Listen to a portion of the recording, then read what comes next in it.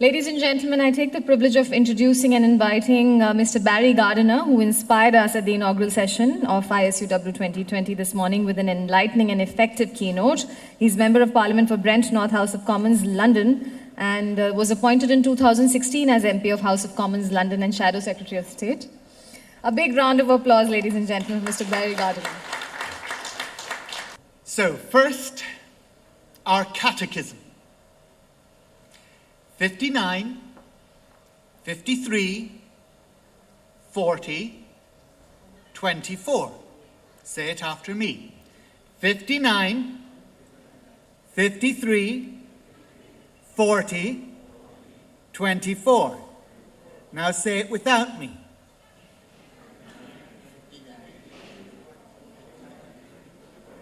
Yeah, well, some of you don't know your difference between 24 and 40, but that's okay. Right.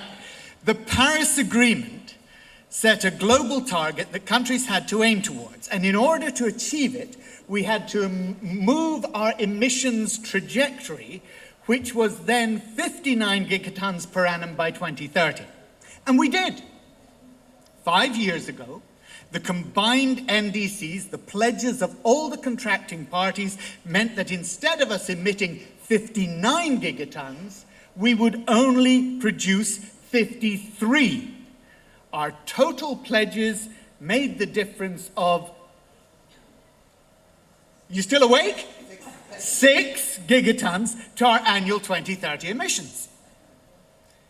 But there's a problem. In order to stay below the Paris threshold of no more than 2 degrees warming, we need to be at 40 by 2030. That's a reduction not of 6, but of 19. We needed to pledge more than 3 times as much as we did. Oh, and it would help if we were even on track to deliver what we promised, but we're not. And since then, we've had the report from the IPCC, the Intergovernmental Panel, and the world's best climate scientists say that we need to keep global average temperature below the 1.5 threshold above pre-industrial levels, not the 2 degree, but the 1.5 degree above pre-industrial levels, just to stand a 50% chance of avoiding dangerous climate change. Would you cross a bridge if you thought you only had a 50% chance of getting to the other side? So, in gigatons, we know what that means. The IPCC said that only far-reaching and unprecedented changes in all aspects of society can be deemed an adequate response to the climate emergency and the ecosystems breakdown that we're currently experiencing. So what it means is no more than 24 gigatons per annum by 2030 and net zero by as soon after 2050 as possible. 59, 53, 40, 24. It's our catechism. Remember it. Implementing the Paris Agreement is going to require a stable, long-term and overarching approach to climate governance. That means it must be established in law. But laws are of many types. They can be done in many ways, some that are simply ad hoc.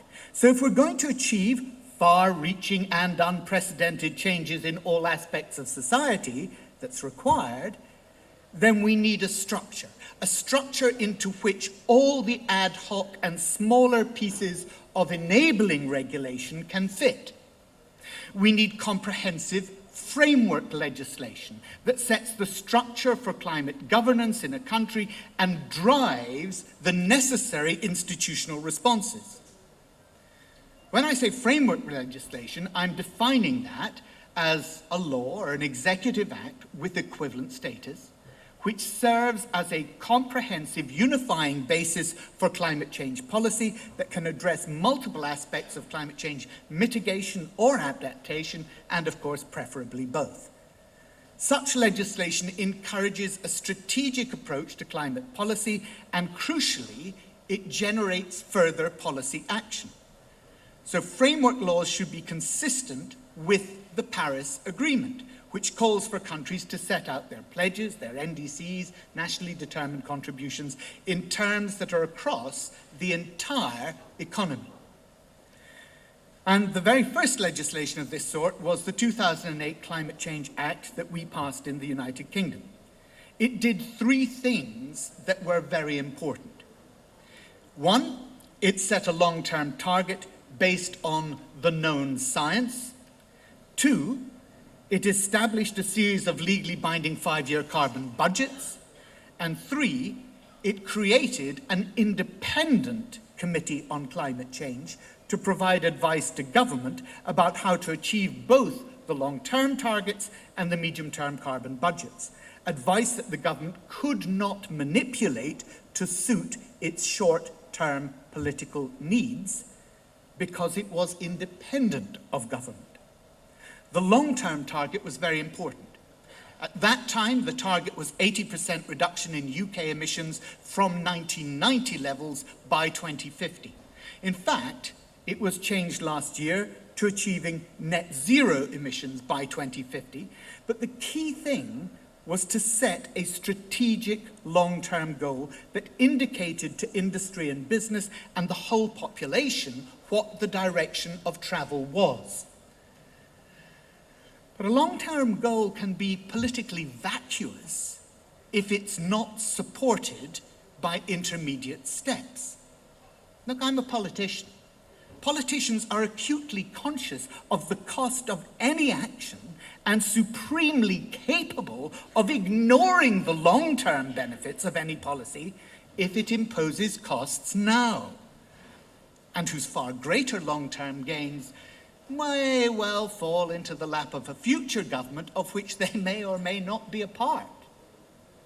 That's politics.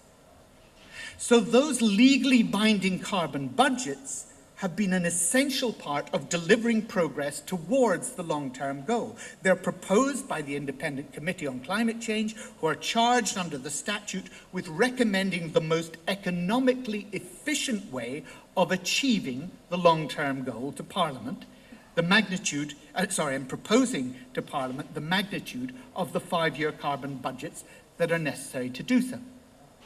And it's important that the committee reports to Parliament and not to government. The executive can't interfere. And once Parliament has set the carbon budget, which it does 12 years in advance, then the government is bound by law to achieve it. The Committee on Climate Change will make helpful recommendations about different technologies and strategies and proposals that may need to be deployed, but these are advisory. They're not mandatory, although it would be a foolish government that actually ignored them entirely.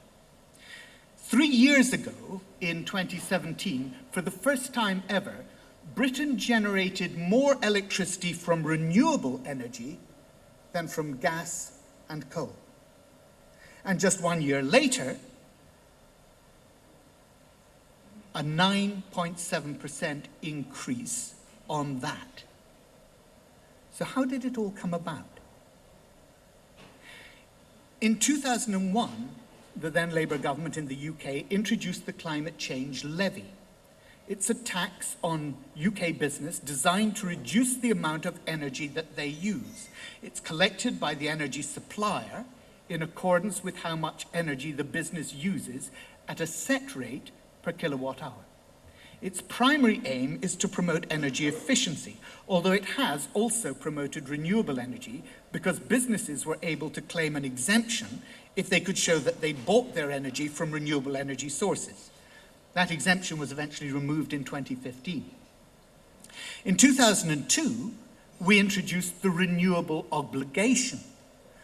This is one of the main support mechanisms for large-scale renewable electricity projects in the UK. The scheme has created a market for the sale of environmental attributes. Through the scheme, the government places an annual obligation on licensed electricity suppliers to source a proportion of their electricity from renewable sources. Those suppliers are required to meet their individual target by purchasing what are called renewable obligation certificates, or ROCs, and they purchase those directly from renewable generators or from the ROCs market, or by paying a set amount to government by way of a penalty if they don't actually obtain them. So through this mechanism, ROCs have a monetary value. The buyout price for a ROC in 2019-20 was £48.78 per ROC. And renewable generators have been able to sell the electricity that they generate and the associated ROCs to licensed electricity suppliers.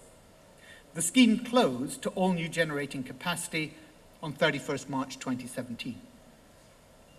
The renewables obligation applied only to large-scale generators, but there was a corresponding scheme for small-scale generators. In April 2010, the government brought in the feed-in tariff scheme, designed to promote the uptake of small-scale renewable and low-carbon electricity generation technologies. The feed-in tariffs, the FIT scheme, F-I-T, the FIT scheme obliged energy supply companies to make payments when a private homeowner or a small business generated their own energy, regardless of whether they made that energy available to the grid or not. It was available for solar photovoltaic, for wind, for micro-combined heat and power, hydro, anaerobic digestion technology, up to a capacity of 5 megawatts or 2 kilowatts for micro-combined heat and power. Despite being much liked, the FIT scheme closed to new generation capacity in April last year. In 2013, the UK introduced the Contracts for Difference scheme for renewable generators. The provision of CFDs is one of the key policy measures to incentivise new low-carbon electricity generation.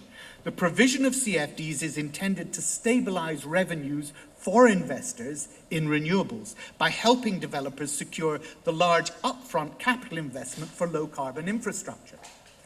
The CFD is a quasi-power purchase agreement. Generators with the CFD will sell their electricity into the market in the normal way and remain active participants in the wholesale electricity market. The CFD is essentially a spread betting technique that guarantees a minimum price, called a strike price, which the government judges is required to incentivise investment in that particular renewable technology. When a generator sells its power, if the market price is lower than needed to reward that investment, the CFD pays a top-up. However, if the market price is higher than needed to reward the investment, the contract obliges the generator to pay back some of the difference. In this way, CFDs stabilise returns for generators at a fixed level for the duration of the contract, and that removes the generator's long-term exposure to electricity price volatility, substantially reducing the commercial risks faced by those projects. So the UK's distribution grids are in the process of a fundamental change in their function. Historically, they were simply a one-way post box for power transmission. That's an important step in the reduction in voltage from high voltage grid at 440 kilovolts through distribution values of 132 kilovolts and then down to local distribution levels and eventually to the household or office of 230 volts. This cascading system was fed by a relatively small number of entry points for power, about 80 around the entire country. Mostly large fossil fuel powered stations, largely located along the spine of the country and feeding into the high voltage national grid. With the emergence of renewable energy onto the system, this one-way centralized power supply system has radically changed. The UK now has about 1.5 million points of entry to the system, mostly now concentrated within the distribution system and not the high-level grid, as solar PV, onshore wind, local hydro, small biomass power stations have fed their power exports into the grid. In addition, a smaller amount of embedded power connects intermittently to the system, where local plants such as CHP district heating plants produce electricity mainly circulating within a local system, but occasionally feeding in or out to the grid depending on their local conditions. And that's led to bottlenecks for connection in some distributed grids, where those seeking to connect, for example, solar farms, are not able to feed into powerful enough wires in the distributed system.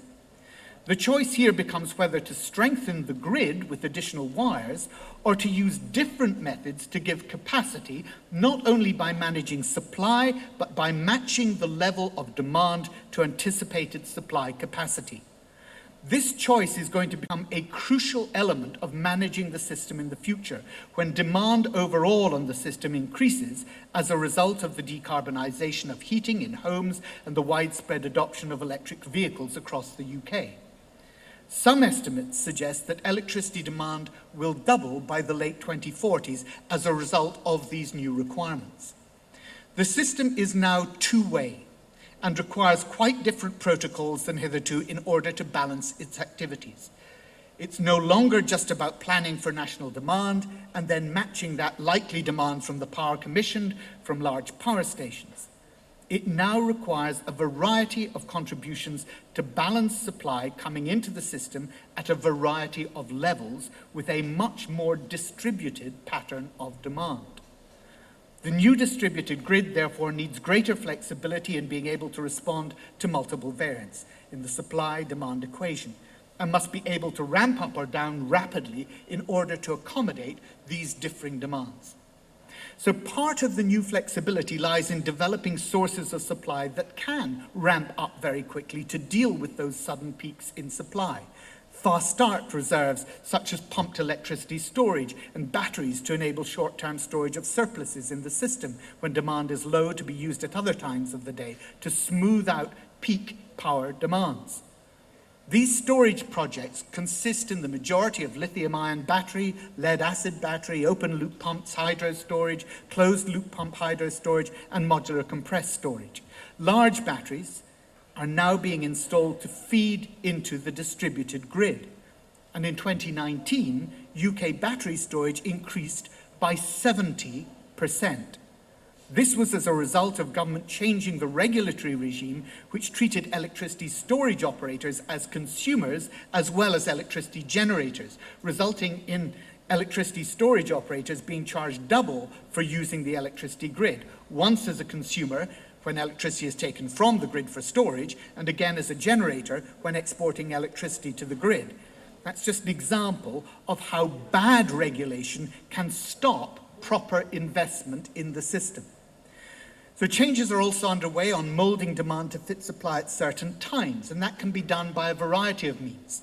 Deferring demand to times when supply would otherwise be easier to source. Smart protocols to allow devices to draw power when demand is otherwise low, such as programming of electric vehicle chargers to charge in the middle of the night.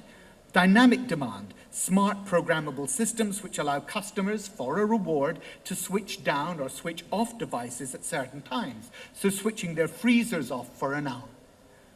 Voltage optimization, where the voltage of a supply may be varied within safe limits to cope with peaks in demand. Managed and aggregated demand-side management packages. An aggregator can agree a number of demand-side actions with members of a consortium and then bid the collective package into capacity auctions. All these actions are either underway or under continuous development by distributed network operators, the DNOs. Soon we will have no district network operators as they transition into what will be known as DSOs, distributed service operators, because the purpose of the distribution network will be to deliver services of various types to the customer of the distributed network, rather than run the network simply as a capacity-based carrier for power. Scaled-up action requires overcoming barriers to the low-carbon transition. Barriers to low-carbon investments can be addressed through price and policy signals, as well as mitigated through lowering or sharing the investment risks. And carbon pricing instruments, which now cover around 20% of global greenhouse gas emissions in over 46 countries, have been shown to be particularly effective in improving the viability of low-carbon investments. The growing development of new financial instruments, green bonds, the recent advances in the financial regulation on sustainable finance and risk disclosure are further driving investment towards more sustainable technologies.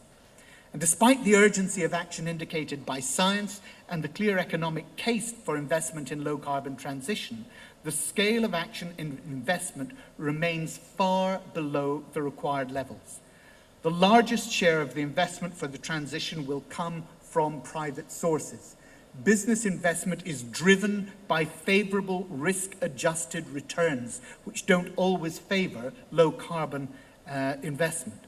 Most of the barriers have to do with the risk-reward relationship of the investment itself or with the country's wider investment climate. And the private sector is likely to under-provide investing in technologies which resolve common externalities, like pollution or greenhouse gas emissions, or which produce knowledge spillovers that are hard to privately monetize because they accrue to society as a whole. And that is why we need politics. That is why we need a regulatory framework. Other barriers are related to low technical or other capacity levels and a lack of information or experience with low-carbon technologies in the local market. And the barriers vary by sector, technology, country, and depend on the overall economic and political environment in each. Mobilizing private capital, directing it to low-carbon options requires appropriate price and policy signals as well as mitigation of investment risks. The challenge for policymakers, as well as the opportunity, is to use policy tools and limit public resources wisely to create frameworks and incentives that will help improve returns on low-emission investments and make low-carbon technologies more competitive relative to their high-carbon alternatives. Your job is to play the game.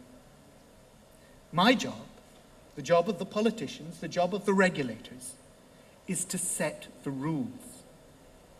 If we both do our jobs well, we'll end up not at 59, not at 53, not at 40, but by 2030 at 24, and by net zero by the second half of the century.